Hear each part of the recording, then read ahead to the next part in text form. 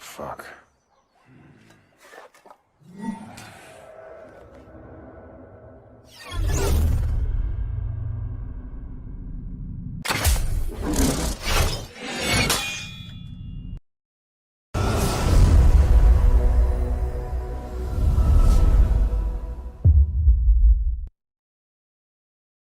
The first thing I'd like to do is shout out Maxfield Von Priestley. He actually posted what we're going to talk about on Twitter last night. Morfydd Clark, who is, of course, nothing like the Galadriel we all know from Tolkien's world, but that Payne and McKay have turned her into, took to Instagram, something I'm not on, something I don't follow, and said, quote, "Anyone sending hate to my black castmates, get off my page, get off the internet, and shut up."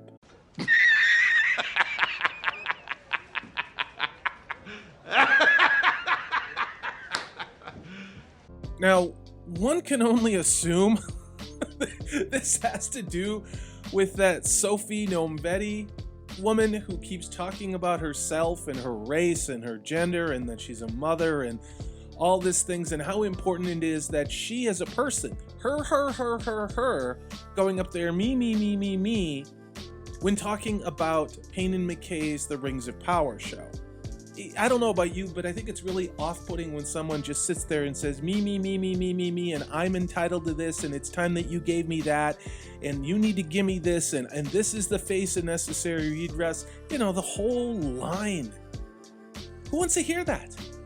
What we want to hear is how excited she is to play a character in Tolkien's world. Again, she's playing a character not made by J.R.R. Tolkien, but actually made by Payne and McKay for this show. She's one of, I believe, 24 made-up characters. So what does Morfydd Clark do? Well, the same thing we've been seeing since at least 2016 with, yes, you know where I'm gonna go, the all-female Ghostbusters. It was about that time when this marketing ploy of playing the victim when your property is rejected by a large segment of the fandom and calling them a derogatory woke term, like misogynist in the case of Ghostbusters. Where did it go from there? Yes, The Last Jedi, perhaps the most divisive and destructive film for geek and nerd culture. They made up this whole bullshit story about how Kelly Marie Tran, who played a really regrettable character in the Star Wars universe by the name of Rose Tico, was bullied off social media. And outlets just kept repeating that manufactured narrative. Despite the fact that Kelly Marie Tran said she was taking a break from social media because she couldn't stand the limelight on it and all the pressure to perform. Not from the fans, but from the studio, I believe. But hey, you know, what does truth have to do with anything in 2022? Well, the fallout from The Last Jedi didn't stop there. Of course, then we had... Where's Ray? John Boyega. You know, the character that Disney brought in that we all thought was going to be a Jedi, but really was only just a treasonous janitor in the Empire and fled. Ray! Well, apparently we're all racists and we didn't like him either, although I don't remember anybody I'm just here to get Ray. ever saying they had a problem with John Boyega. Ray! Ray! Ray! Ray! I don't... Ray! Just with how poorly he was written in the Star Wars universe. What was his major accomplishment throughout the Star Wars trilogy? Ray! Where's Ray? Yeah, tell me how we're a toxic fandom again. Which then went to the next fandom. I am, of course, referring to Gene Roddenberry's creation, Star Trek. Well, what did we get with Star Trek Discovery? Yes, the narrative is that it's not because of this poorly written show, jammed full of idiotic dialogue, completely unlikable characters, the breaking of the lore in the canon of the Star Trek universe, simply to push one of the most unlikable wooden characters ever seen on screen, let alone within science fiction. Of course, I'm referring to Mikey Spock. No, it has to be that the fans, well, we're toxic and we're racist.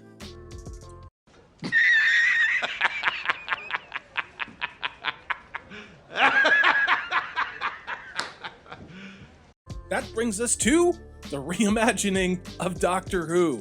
Few things have been as tragic, and I will admit as painful, as someone who's been a lifelong Doctor Who fan, has watching what Chris Chibnall did with Doctor Who in the franchise.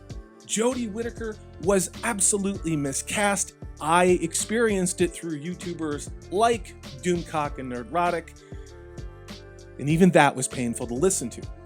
What did they do in Chibnall's Doctor Who? Well, of course, they retconned the Doctor because he had been a Caucasian male throughout the entire series for nearly 60 years. What did that retcon include? Not just making the Doctor a woman, but it needed to be a woman of color, something that had never, ever existed in the Doctor Who universe. But that was, again, something that needed to be addressed because the BBC was embarrassed of this incredibly successful show. Again, did I mention that this show had been successful and beloved around the world for 60 years? But don't worry, the BBC is doubling down, and we're going to have our first BIPOC gay Doctor Who.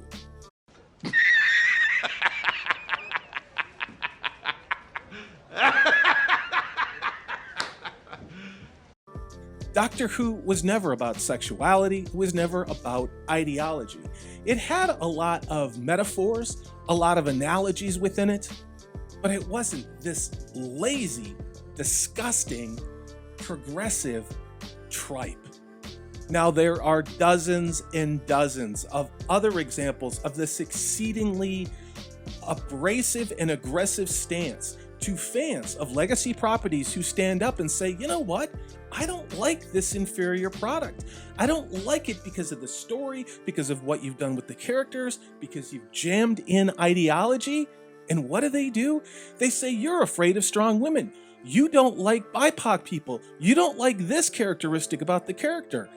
But it's not because of the race, it's because of the shitty story that you've jammed these characters into so lazily just to use as Tolkien characters. It's insulting.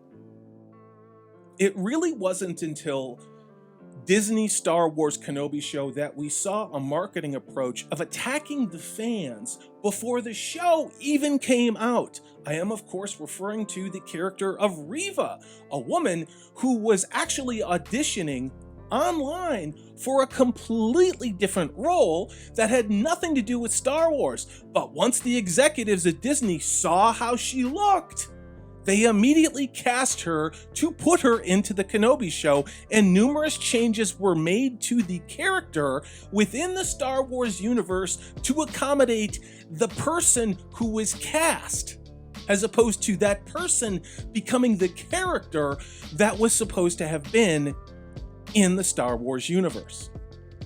Take a look at what happened with Sandman.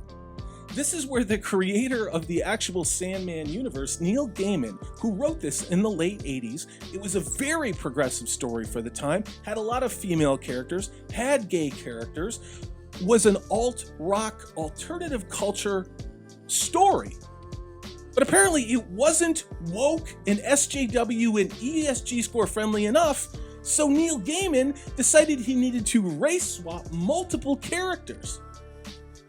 Now, the problem isn't necessarily just that he decided to inexplicably race swap these characters, which were drawn and shown exactly how they were supposed to look in his own comic book. Think about that one a second. But when those characters were on screen, they were not even dressed or represented the way they were within the comic book. They looked like they walked off a soap opera in 2022.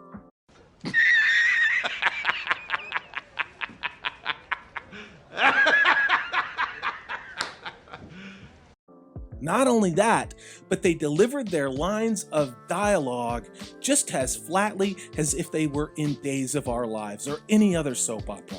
Does that make me a racist? Or does it make me say that, you know what? I see what you did here, and I don't like the casting decision, and I don't like where you took the story. How is that racist? I almost forgot about Ms. Marvel on Disney+.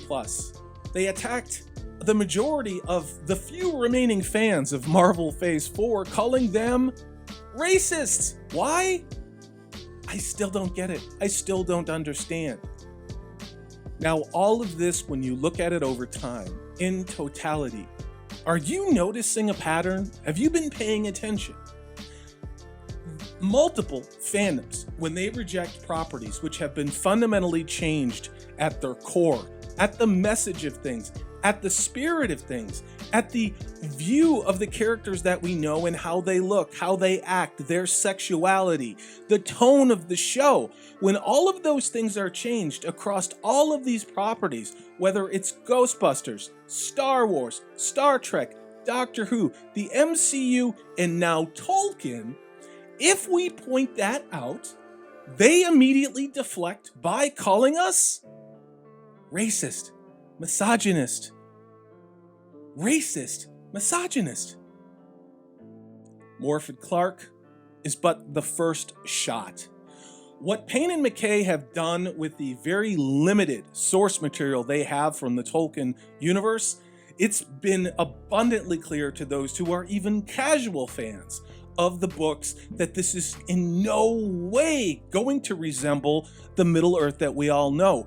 And what's worse is it seems that the driving force behind what Amazon has done with the Rings of Power by putting Payne and McKay in place, two people whose only credits prior to taking over a billion-dollar franchise was to get an uncredited writer role for Star Trek Beyond, is to carry forward the same message from those air quotes Tolkien scholars who said that we needed to deconstruct the toxic whiteness and patriarchy of Tolkien's Middle-earth.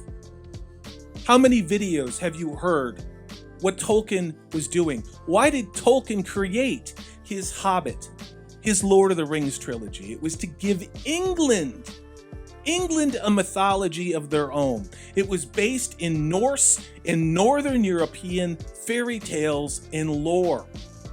Now, I can guess as to the reasons why Payne and McKay were hired, but have you noticed that? Have you noticed the world of 2022? Our food supply, our energy supply, and our entertainment and comfort all are being taken away from us. It must just be a coincidence, right? In a lot of ways, I don't envy Morfydd Clark. I'm sure what she signed up for was not at all what it ended up to be. At the same point, she is a willing aiding and abettor to what Payne and McKay are doing to Tolkien's universe. Not only that, but that knucklehead who looks like Liberace that they've cast in there for the Rings of Power also had to mouth off and say, I think, shut the F up to the rest of us too. Never forget, Hollywood hates us. They despise us. And they're not even trying to pretend anymore. Stop giving them their money. Stop consuming their genetically modified, inferior grade products. I want to know what you think. Tell me in the comments below. If you hate what I do, tell me all about it. If you love what I do, obviously, I'd love to hear that as well. You have a good one.